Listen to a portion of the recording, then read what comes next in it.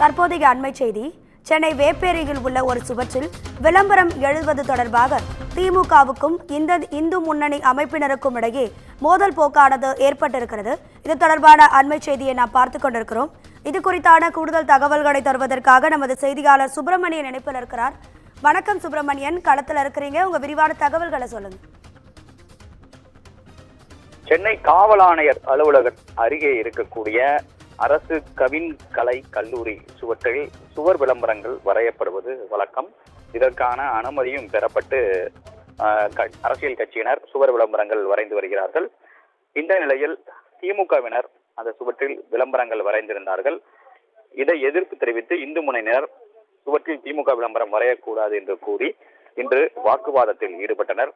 சுவர் வரைய வந்த கட்சியினருடன் வாக்குவாதத்தில் ஈடுபட்டனர். இதனால் இரு தரப்பிடையே வாக்குவாதம் மோதல்கள் ஏற்பட உருவானது. இதன் தொடர்ச்சியாக தகவல் அறிந்து வெப்பேரி போலீசார் சம்பவ இடத்திற்கு வந்து விசாரணை மேற்கொண்டார்கள்.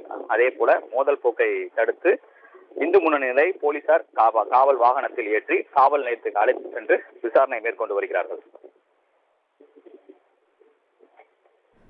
உங்க விரிவான தகவல்களுக்கு நன்றி சுப்பிரமணியன்.